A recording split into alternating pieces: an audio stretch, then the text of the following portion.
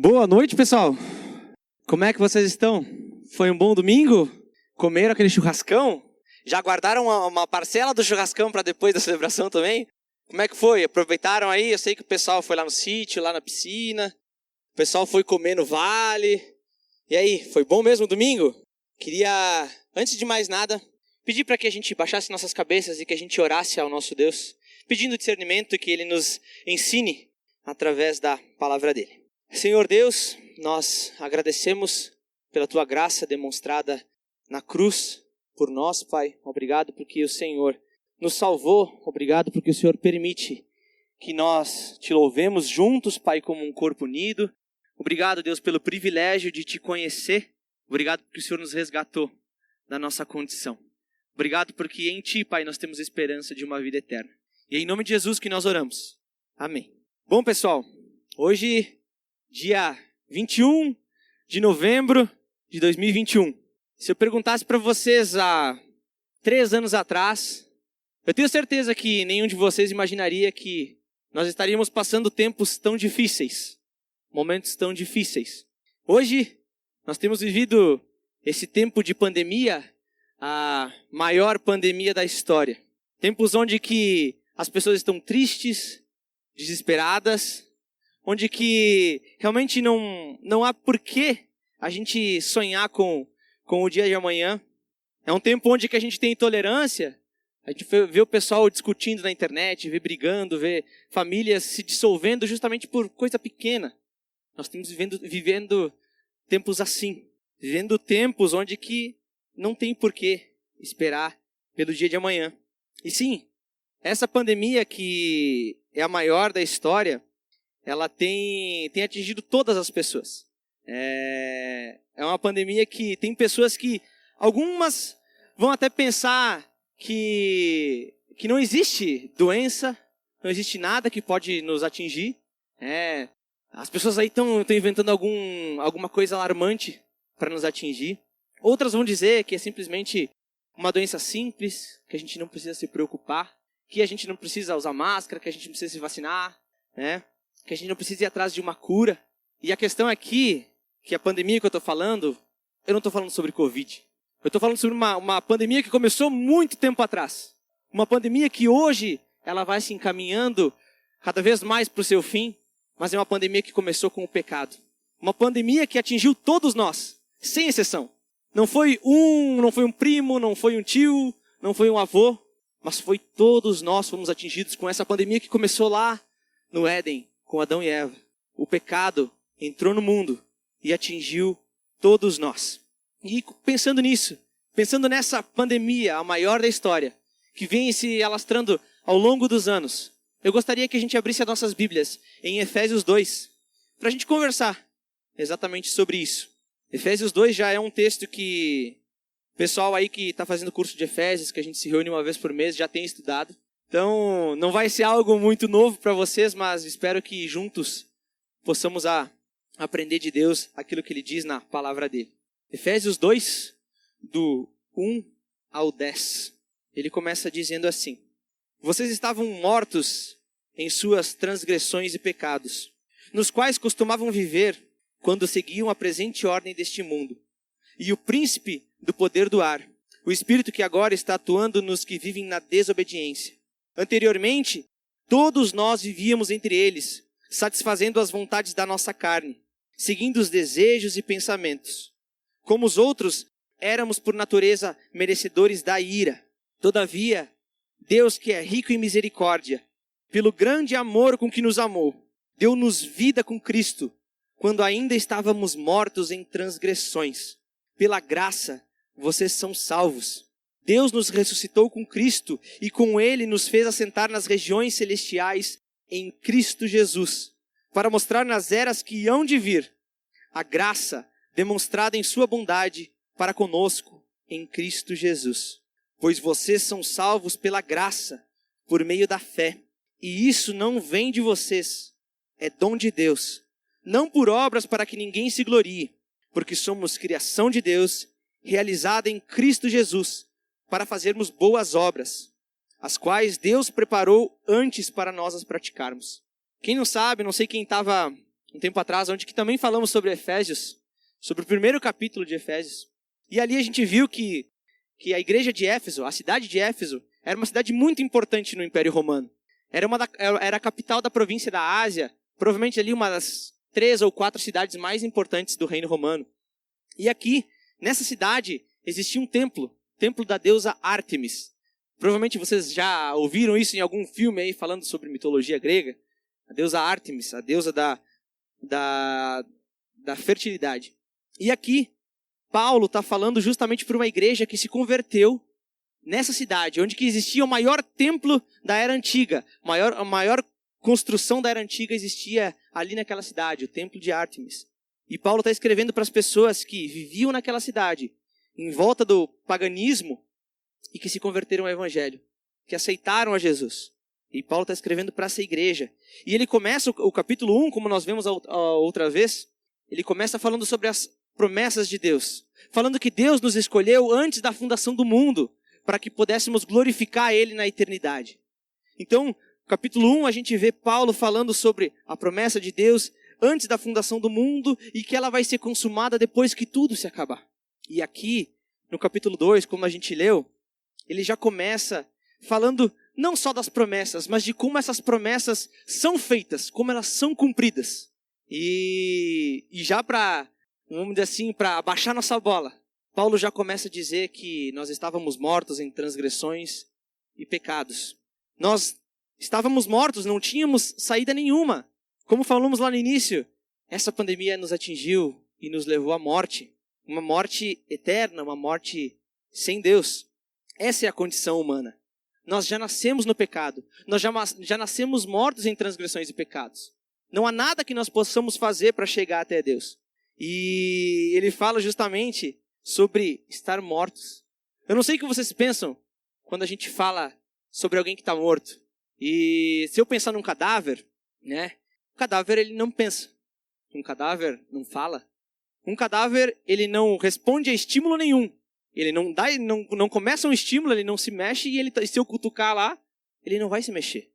Não existe vida em um corpo onde que não tem mais vida. Não há nada que ele possa fazer. E Paulo está dizendo que exatamente isso. Todos estão mortos, todos pecaram.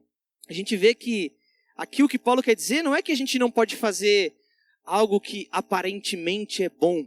Mortos espiritualmente podem ser bons pais, podem ser bons maridos, boas mães, boas esposas, bons filhos, bons funcionários. Podem até ser bons cidadãos, podem votar certo.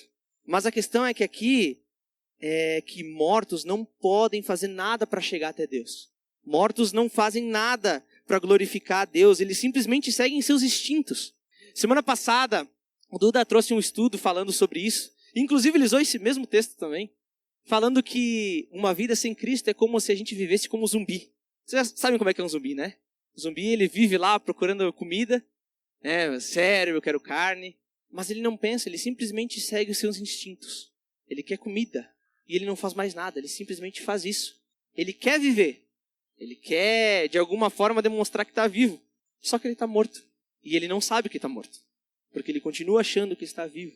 E a questão aqui, que Paulo começa dizendo, vocês estão mortos em suas transgressões e pecados.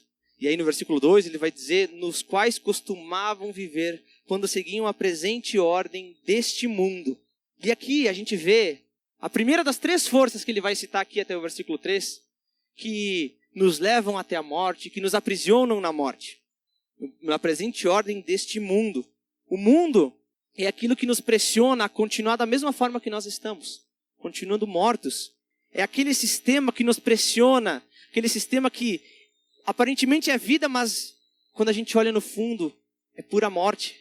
É um sistema que fala, não está acontecendo nada, está tudo bem. Vocês não têm pecado, não existe morte, não existe doença nenhuma. Vocês não precisam se curar de nada. Vocês não precisam de um salvador. Esse é o sistema que o mundo oferece para a gente. Porém, a gente sabe que uma vida sem Cristo não é vida verdadeira. Nós aprendemos isso semana passada. A vida verdadeira é somente através de Cristo. Jesus diz, eu sou o caminho, a verdade e a vida. Não existe vida sem Jesus. Nós podemos viver algo travestido de vida, mas que no fundo é morte. E isso é o que o mundo nos pressiona, nos leva nessa rotina. Se nós deixarmos nos levar pelo mundo, a gente vai continuar caminhando um caminho de morte, um caminho que leva à perdição. E o versículo 2, ele continua dizendo que não é só o mundo. Ele vai dizer, nos quais costumavam viver quando seguiam a presente ordem deste mundo, e o príncipe do poder do ar, o espírito que agora está atuando nos que vivem na desobediência. Se eu perguntar para vocês, quem que é esse espírito do poder do ar? Vocês sabem quem que é? Aqui a gente está falando sobre o diabo. A palavra diabo, ela se refere a um opositor, alguém que se rebelou contra Deus, um inimigo de Deus.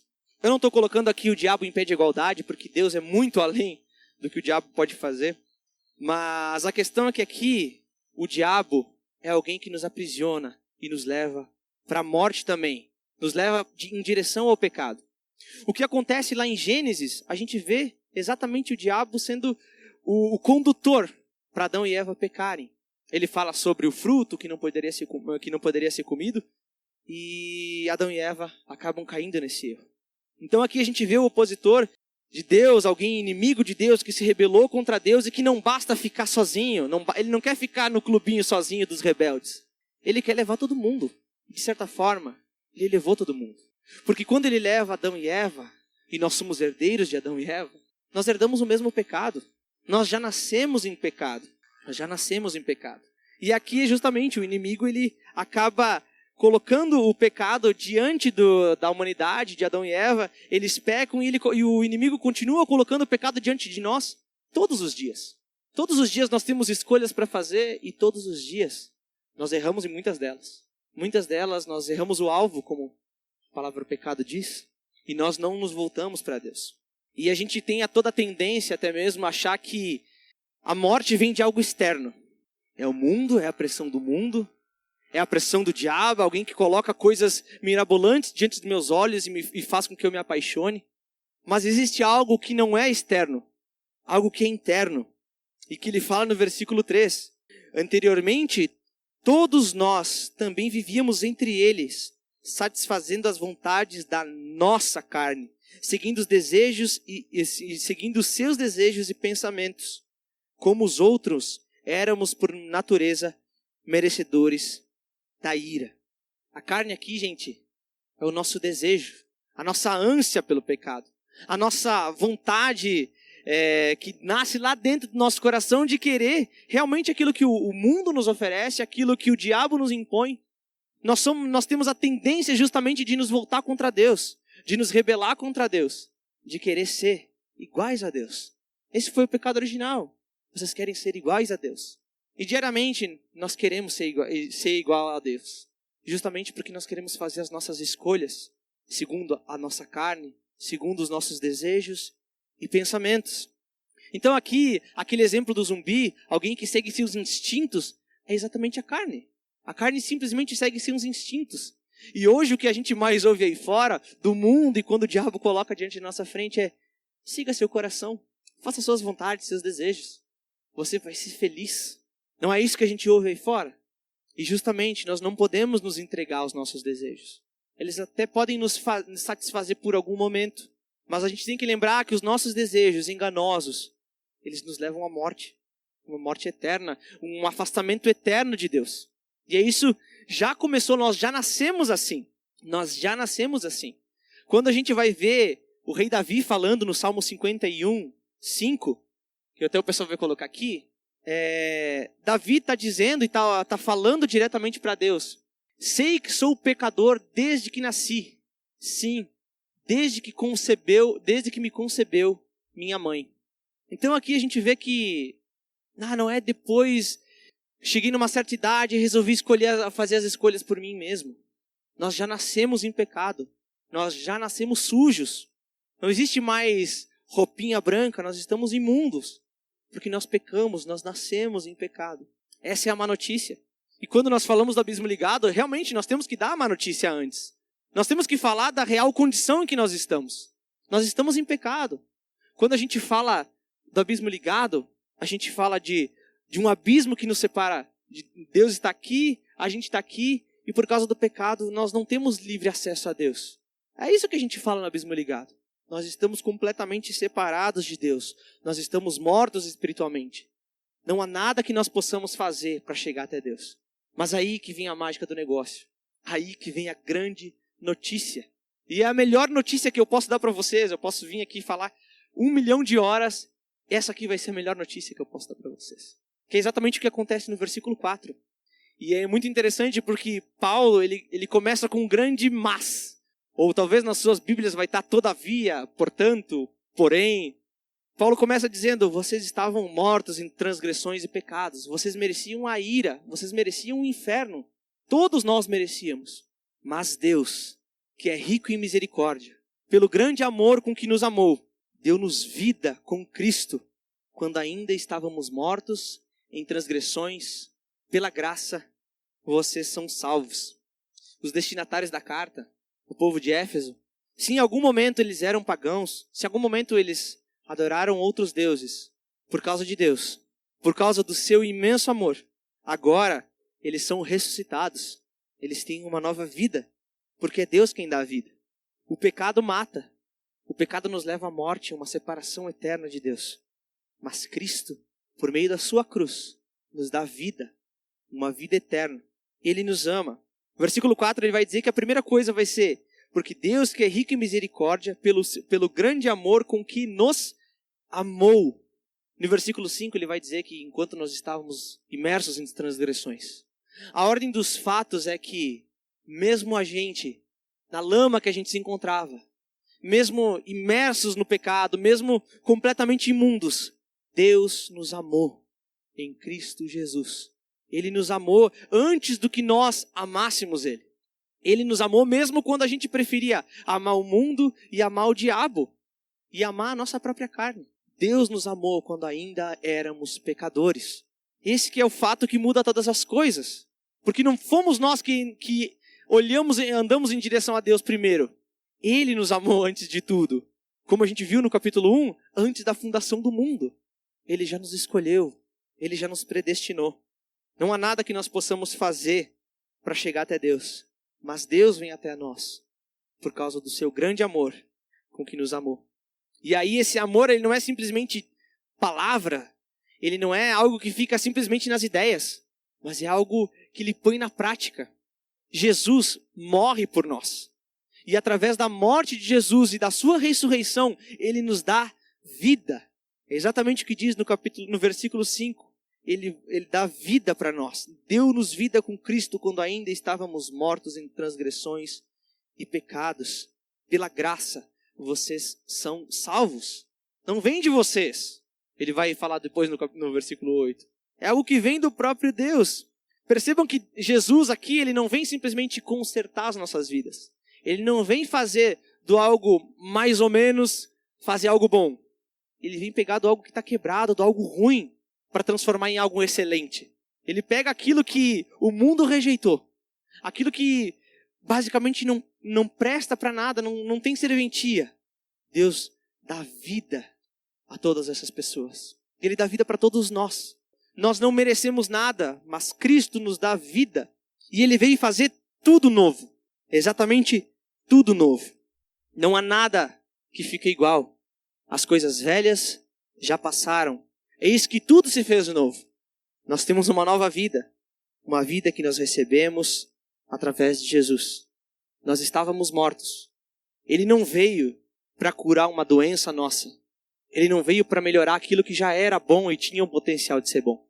Ele veio para dar vida ao que estava morto. Nós estávamos mortos em transgressões e pecados. Todos nós merecíamos o inferno, mas Ele nos dá vida. E não é uma vida qualquer. Ele nos exalta. Deus nos ressuscitou com Cristo e com Ele nos fez assentar nas regiões celestiais em Cristo Jesus. Não é uma vida qualquer, gente. Ele não vem simplesmente para nos dar vida e abandonar a gente. Mas Ele nos exalta a maior posição que a gente poderia ter. Ele faz o que com a gente? Ele nos torna filhos dele. Agora nós não somos mais criaturas, mas nós somos filhos desse próprio Deus, desse Deus amoroso. Nós somos filhos exatamente como Jesus é filho de Deus. Nós somos exaltados juntos com Cristo nas regiões celestiais. E isso não tem preço. É como se Deus viesse lá na sepultura, cavocasse tudo, tirasse o nosso corpo de lá. E não simplesmente deixasse o corpo ali parado, mas nos desse uma vida, a melhor vida do mundo. É isso que Jesus faz com nós. Ele nos exalta, Ele nos chama para a sua casa, para comer com Ele. Na sua mesa, nós nos tornamos filhos dEle. E além disso, quando Ele nos torna filhos, Ele nos guarda eternamente. Nós vamos ver no versículo 7 que Ele vai dizer assim: para mostrar nas eras que hão de vir a incomparável riqueza da sua graça, demonstrada em sua bondade para conosco, em Cristo Jesus, nas eras que hão de vir. Isso começa aqui, isso se estende até a eternidade. Nas eras que hão de vir, a sua igreja vai dar glória a Deus. Não porque ela é boa, não porque agora ela é santa por si só, mas porque o sangue de Jesus resgatou a sua igreja. Porque o sangue de Jesus deu vida à sua igreja e Ele guarda eternamente. Ele nos dá um propósito eterno de glorificar Ele eternamente, de dar honra e glória nos séculos que hão de vir, seja aqui, seja na eternidade junto a Deus. Esse é o propósito que Ele nos chama.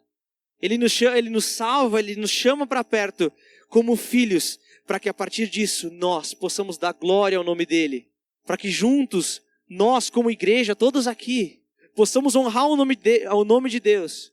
E que, como vai dizer Mateus 5, que as pessoas olhem para nós, olhem para aquilo que a gente vive e glorifiquem ao Pai de vocês que está no céu. Para que nas eras que hão de vir, eles glorifiquem e conheçam o Deus que salvou vocês. O Deus que salvou cada um de nós aqui. É esse o objetivo que Deus nos chama para perto, que através do sangue de Jesus nós somos salvos.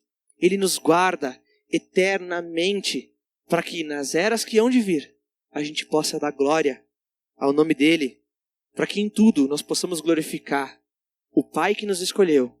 Para que nós possamos glorificar o Filho que morreu em nosso favor. E para que nós possamos glorificar o Espírito que nos convence da obra redentora de Jesus Cristo. É para isso que somos salvos. Somos tirados da sepultura e conduzidos para o trono de Deus, de eternidade em eternidade, por causa da glória de Deus, por causa da sua graça. E somente por causa da sua graça, por causa do favor que nós não merecemos, mas que Deus, que é rico em misericórdia, derrama sobre nós. No versículo 8 ele vai dizer: pois vocês são salvos pela graça, por meio da fé. E isso não vem de vocês, é dom de Deus, não por obras, para que ninguém se glorie. Então não é nada que nós fizemos que faz com que Deus olhe para nós e fale: ah, meu filhinho, esse aqui é bom, eu vou puxar ele para o céu. Não existe isso. Nós nascemos em pecado. Nós somos depravados. Nós merecemos a ira de Deus. Mas Deus, que é rico em misericórdia e graça, nos ama tanto quando a gente ainda estava em pecado. Ele nos amou, nos deu uma vida nova que glorifica esse Deus. E aí, quando a gente chega no versículo 10, a gente sabe que essa vida é algo que tem que ser prático. É algo que não fica simplesmente: eu entreguei minha vida para Jesus e agora eu posso fazer o que eu quiser. A gente recebeu o presente, a dádiva de Deus, o dom de Deus. Mas agora nós vivemos para boas obras, para glorificar o nosso Deus. Porque somos criação de Deus, realizada em Cristo Jesus, para fazermos boas obras, as quais Deus preparou antes para nós as praticarmos. As boas obras, elas não são para chegar até o céu, mas é porque nós recebemos o céu, que nós praticamos boas obras. É porque nós somos salvos e é porque nós recebemos um presente de Deus, o maior presente que a gente poderia receber. Que agora nós vivemos uma vida digna da vocação que nós recebemos. Paulo vai dizer lá no capítulo 4, ele vai dizer: vivam conforme o chamado que vocês receberam, de maneira digna. Sim, nós somos salvos por causa da graça de Deus. Mas agora nós precisamos colocar nossa salvação em prática. Nós precisamos ser semelhantes a Cristo. É isso que é fazer boas obras.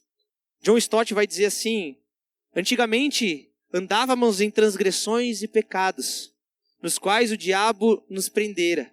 Agora andamos nas boas obras, conforme Deus eternamente planejou para que fizéssemos.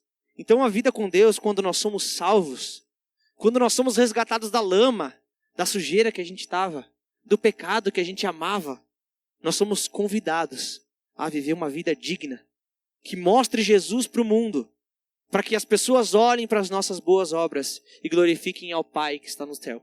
Quando nós andávamos no pecado, nós vivíamos o curso desse mundo. Mas agora, quando nós fomos chamados por Deus, fomos salvos por Ele, recebemos uma vida nova, nós vivemos para as boas obras que Deus preparou antes da fundação do mundo, para que fôssemos semelhantes a Cristo. E diante desse texto, que a gente vê a nossa condição de pecadores e daquilo que Deus faz na nossa vida, do resgate que Ele faz, da luta mais linda que Ele podia travar em nosso favor, de nos dar uma vida plena, uma vida eterna, uma vida com o nosso Deus. Eu gostaria de te perguntar, você vê na sua vida, no seu coração, alguém que recebeu a vida plena de Jesus? Alguém que não está mais morto, mas alguém que foi ressuscitado com Jesus? Você vê isso na sua vida? Ou você vê alguém que continua morto em transgressão e em pecado?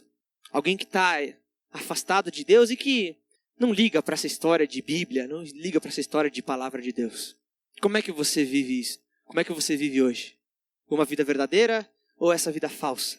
Se você vive a vida falsa, essa vida que não tem Jesus, que não depende de Jesus, que se salva a si mesmo, eu gostaria de te convidar a buscar esse Jesus, a ouvir do que Deus fala na sua palavra, que é somente através dele que nós temos vida plena e vida abundante. Se você não conhece esse Jesus, peça aqui a todo mundo que já conhece ele, a todos que receberam essa vida nova, que realmente nós possamos andar juntos nessa vida com Jesus, que é a melhor vida que você pode ter. Eu posso dizer que essa vai ser a melhor decisão que você vai fazer na sua vida. Busque uma vida nova, uma vida eterna e que não depende mais de ti mesmo. Uma vida que só Jesus pode dar. Eu te convido a viver essa vida. E aqueles que nasceram de novo, que receberam um coração de carne no lugar do coração de pedra, eu queria também fazer uma pergunta para vocês. Você tem vivido as boas obras que Deus planejou para você antes da fundação do mundo? Ou você simplesmente, agora eu recebi a minha vida nova e eu não preciso mais fazer nada? Como é que você tem vivido? Você tem vivido de maneira digna do chamado que você recebeu? De ser alguém parecido com Jesus? Alguém que espelha Jesus? Você tem dado glória ao que Deus tem feito na sua vida e através de você? Ou quando você faz alguma coisa que aparentemente é boa, você quer a glória para você mesmo? Você quer aplausos? Você quer que as pessoas falem bem de você? Como que você tem vivido? Eu sei que tem sido difícil viver uma vida no meio dessa pandemia. Nessa pandemia que atingiu todos nós. Nessa doença tão implacável que atingiu todos nós. O pecado. Eu sei que é algo difícil de lutar contra. Eu sei que é difícil lutar contra algo que te leva à morte. Mas lembrem, Deus é rico em misericórdia. E com o grande amor com que Ele nos amou, Ele nos deu vida em Cristo Jesus. Uma vida que não é conforme esse mundo. Uma vida que luta contra o diabo. Uma vida que luta diariamente contra a nossa carne. Essa é a vida que nós recebemos. Vida plena. E Deus, sendo rico em misericórdia, sabendo da nossa condição, sabendo da nossa morte, Ele proveu uma saída, que é o que nós vemos em Jesus. Nessa pandemia toda, Jesus proveu a saída. Nessa pandemia toda de pecado, nós temos uma vacina, que ela é de dose única. É uma vacina que ela tem eficácia a partir do momento que você toma ela, que você não vai mais para a morte. É uma vacina que te cura instantaneamente, dada uma vez só. Essa vacina, eu coloquei a sigla nela de SDJ. Essa vacina, o nome dela é sangue de Jesus. Ela dá vida pra gente. Ela dá vida para quem está morto. E ela deu vida para todos nós aqui. Não foi por mérito de cada um de vocês. Foi por mérito de Jesus. Confiem nele, porque ele dará vida. Vida abundante. E que juntos nós possamos sempre adorar esse Deus que nos resgatou da morte, que nos tirou da nossa condição anterior, para viver essa vida cheia de esperança, essa vida nova.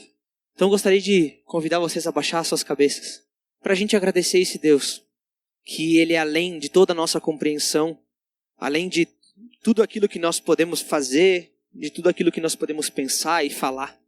Senhor Deus, nós te agradecemos, porque o Senhor é bondoso, o Senhor é gracioso, o Senhor é rico em misericórdia. Pai, nós agradecemos pelo imenso amor com que o Senhor nos amou. Quando ainda estávamos mortos em transgressões e pecados, Pai. Quando ainda éramos destinados ao inferno, Pai. O Senhor nos deu esperança. O Senhor nos limpou da nossa sujeira através do sangue de Jesus Cristo, que nos limpa de todo mal. O Senhor nos deu a tua justiça, Pai. Uma justiça que não é nossa, que nós não merecemos. Essa justiça só provém de Ti, Deus. Nós seremos eternamente gratos a Ti, Pai, pela Tua obra redentora, porque não vem de nós. É por meio da fé no sangue de Jesus Cristo. Pai, nós somos gratos a Ti. E ao mesmo tempo nós te pedimos, Pai, que nós vivamos de maneira digna dessa nova vida que o Senhor nos deu.